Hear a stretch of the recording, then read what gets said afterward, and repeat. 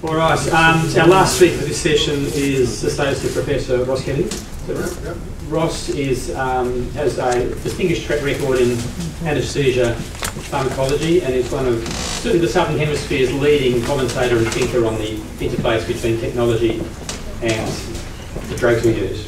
And he's going to talk to us today about what can we learn from our anesthesia machine. Thanks, Ross. Again, this is an adaptation of the title that Jan gave me, so I've sort of worked the material into that into that format. And here's just a couple of friends I met wandering on the south coast one day. This is our hospital a couple of years ago. We still haven't quite moved into that building in the back right-hand corner, but that'll take us from a little over 24 to well over 30 operating rooms on that site, so it keeps us entertained. So just to go back a long way, and this is partly an amalgam of topics that I've talked about before, and a couple of insights that we've got over the last couple of years as we've looked at this data from different approaches. So I've been interested in both data capture, the fact that we collect all of this stuff happens and we don't do a lot. We're starting to do more with it, but there's a lot of stuff that just goes past and we don't use the information. And thinking about volatile kinetics, and Jan and I have been connected over this for a long time. I have a copy of his thesis on my bookshelf. I actually had to dig it up the other day for some reason. Infusing local anaesthetics in 1994 and stuff like that. This audience really doesn't need reminding of why we need to reduce gas flows. Here's the global warming stuff, which is becoming more and more relevant, both because it's more and more relevant, but what is the other thing which is fascinating is certainly in our environment is how much the cost of these agents is coming down. The cost of all our vapours is roughly halved in the last 3 years. This is sort of an assertion, and Jan has some data for that. There's some empirical data that as you reduce the fresh gas flow, your vapour consumption goes down. There's actually not a lot of hard data around that, but I will show you some. This is on the root burn track, which is just next door to the Milford tracker, which a lot of you have heard. This is probably prettier and the weather's slightly better. It's not very easy to get data from conventional anaesthetic machines. I guess you can do things with video cameras and stuff like that. And so when the ADU came along in the early 2000s, that allowed us to capture data from both the machine and the delivery system. The trouble is it's not very user-friendly, but we were able to work with it. And one of the things we were able to do is build some predictive real-time models which allowed you to guide your anaesthetic. And one of the things we lost when we gave up our ADUs was some of this software that we had.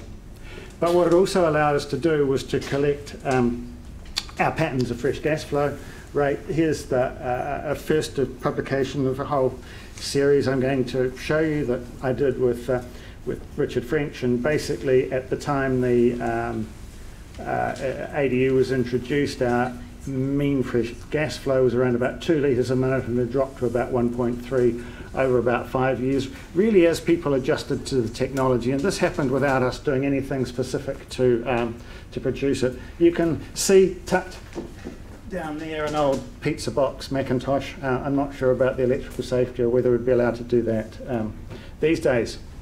Then the ISIS came along. The problem with that is here's the sort of data log you get from it, and trying to extract the data from that did my head in, but we did manage to get some out of it. So here's another set of data. The first 3 bars are our data with the ADU. Then we got the ISIS, and you can see that the gas flow actually went up, and I'll talk a little bit about the reasons for that later on. On the right is some data from 3 different US studies. There is obviously the FDA guidelines, which don't apply outside of North America, driving that. The other thing I'd point out about that data is and most studies of fresh gas flow only look at maintenance. they start recording once induction's over, or when surgery starts, or some point like that. They're actually excluding the induction phase, and all of these studies are in that category. There's a lot of other vapour consumption data out there, but comparing studies is quite difficult. These are studies where fresh gas flow is the answer. This little thing is quite interesting. The ISIS we got had automated end-tidal control, and what that's demonstrating is as people started to be more comfortable using end-tidal control, so we went from around about 30% when they were first introduced up to 85% of the time anaesthesia was being delivered, with a fall in the fresh gas flow. So it's partly it's interesting seeing how long it took people to become comfortable with the technology. And then GE came to us a couple of years ago and wanted some help with a project with looking at gas flows, because as I've said to you, that's the sort of thing that we've been doing. So now something, a little thing like that sits on the back of a number of our anaesthetic machines. The data flips across to somewhere in the States and then gets processed by some gentlemen in suits and so forth. Maybe I shouldn't say that. And we end up with something like this, which is a product that GE's got on the market. This is the summary for September up until 7 o'clock this morning, or when I looked at it this morning. This isn't all of our machines because we're only sampling for 10 machines, but you can get a picture of what we're doing. It's interesting, I'll come back to it, that our desflurane use is pretty minimal. We've got the average agent consumptions and costs up there. A thing which keeps coming through, which is really interesting, is the consistency, that basically you use twice as much desflurane as sevoflurane for anything you're doing, and about twice as much as isoflurane the same. Here's when you drill down, and here's where we started to get interested. So here's a whole lot of data. The purple boxes, the one just off to the right centre is the number of mils used during the case. On the right is what the average maintenance fresh gas flow was. We can talk about that. Most of these cases would have been using the automated controller set at 500 mils a minute. So here we've got a bunch of cases, all of which have used 25 mils of agent. Over on the right is the length of those cases, and you can see that there's an enormous 134, 234, 189, 44 minutes. There's an enormous variation, but they're all using the same amount of vapour, and they're all using very similar maintenance conditions. And that got us thinking about the things that the user controls in terms of vapour delivery, and we came up with this fairly simplistic model we called two-gas model. So the first thing, and that's what everyone talks about, is the maintenance fresh gas flow. That's what most studies of fresh gas flow look at. But there are a couple of other things at the beginning of the case, and it's what's your fresh gas flow at the start of the case, and how long does that go on for? And the sort of scenario that we envisage, as you might have, we heard a little bit this morning about preoxygenation and how it's become the thing that every patient has to have very assiduously. So and we see fresh gas flows turned up to enormous numbers to preoxygenate the patient. Then someone turns the vaporizer on without turning the gas flow down, and then they might secure the airway, and 5 or 10 minutes later they'll turn the flow down. This is really just repeating what I've said. Induction's often ignored. Initial high flow period has a big influence. We think it's around about 30% of the total vapour you use is used in that initial high flow period. To this audience, blindingly obvious, but no one's really talked about it before. So we did a very simple, just really proof of concept observational study where we hammered people about this concept over a couple of week period, and we were able to, this is just one example of the data, but we were able to get quite a significant step down in our average average fresh gas flow over that period. What you can see from the graph on the right is we've taken out the outliers. So we haven't, most people are carrying on doing the same thing, but there's that odd case where someone is leaving the vapor running at sort of 6 or 10 litres a minute for longer than they should have. So we use really low flows. We know that, and our average data, our data is better, as good as any published data. But it's interesting to look at what happens if you have a higher normal fresh gas flow, and does the same argument count? So this orange dot shows 10 minutes at 8 litres a minute, and then you turn it down to 2 litres a minute, gives you an average of 2 and 2/3 litres a minute. I've done these simulations on a 90-minute case because that's our median length, so that's a useful number to start with. If you now go for 5 minutes at 6 litres a minute and then turn down to 2 litres a minute, your average is 2.22. So you've actually already saved 20% of your total vapour, and you're still using a 2 litre. Never mind the advantages you could gain by dropping your fresh gas flow even further.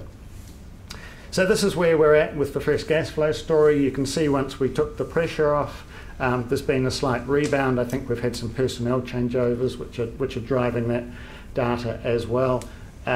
Soon after this, the data collection stopped. It's really only just restarted, and we'll be hammering on some of these things soon. I want to just quickly talk about the kick-up that we saw when the ISIS came along, because this, I think, fits into this whole story. And this is the way we looked at the data, some of our earlier sets of data. So these are cumulative proportions for fresh gas flows. And if you just start with the black line, that's our original data set from 2001. It's a long time ago. And you can see the median there is around about 1 3/4, and then it sort of slopes on up.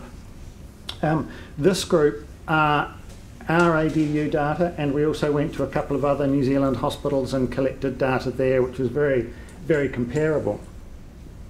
This is the set of data from the ISIS, and the interesting thing is how at those high fresh gas flows we've got that step, and you can actually see people using round numbers of gas flow. You can see that there's an inflection point at the 6 litres a minute. So it's actually pulling that distribution curve down is why that fresh gas flow went up. So actually the reason why we saw the step up when we got the ISIS is the same thing. It's behaviours around the start of the case, and not letting the automated controller do its thing fast enough. This is a quirky little bit of data that I'm quite keen to share. In our original data set, there was one room which mostly did gynecology, but on a Friday afternoon, minor ENT, they'd bring in a whole lot of kids. We'd sort out their ears and maybe a few tonsils. And we compared it with the room which does our major lower GI stuff. And just said, okay, so how much vapour are we using in these two places? The short answer is about the same, even though one group of cases last 10 minutes and the other group of cases last 3 hours. Now, there's a whole lot of things you can, the anaesthetics are obviously not the same. The kiddies are getting pure vapour. Most of the adults would be getting a major regional and IV induction. There's a whole lot of stuff like that. But what it says is that there's a lot of work to be done in how we reduce flow rates or administer anaesthesia in children. This was an interesting piece of data that came out of it. Basically, we've got a very linear relationship, the R-squared's 0.85, between the fresh gas flow and the rate of vapour consumption. That's very useful because it starts to allow us to compare studies done with different methodologies. It also allows, I think, validates fresh gas flow. Average fresh gas flows are a great way of collecting a large amount of data. Weighing vaporizers and doing stuff like that is really fiddly, and you can't do it across, this is 4,000 cases. So we think we use volatile in about 2/3 of our 30,000 cases. We're currently paid about 30 euro cents a mil for sevoflurane, which means a 1 litre change in fresh gas flow is €160,000 a year, whichever way that changes, and it's a straight. The interesting thing is it's a straight line. Last bit of data to show you, I can see I'm looking at the clock, that we've been able to pick up is our utilisation of techniques. The dark blue is isoflurane, which you can see when we started was close to 50%, but has basically gone away to the point that we're not sure it's even worth stocking anymore. We had a bit of a rise in desflurane. Other parts of the country we know got up to about 50%, and in our last sample it's just about gone away completely, and our TIVA use. So we've got 17 years of data, a whole variety of techniques. Our fresh gas flow keeps decreasing. Induction accounts for 1/3 of total consumption. Some people would say, I need to load the circuit, I load the patient. The amounts we're talking about are way more than you need. And the changing patterns of drug use are interesting, but this just represents one hospital in one part of the world. Thank you for the opportunity and the invitation.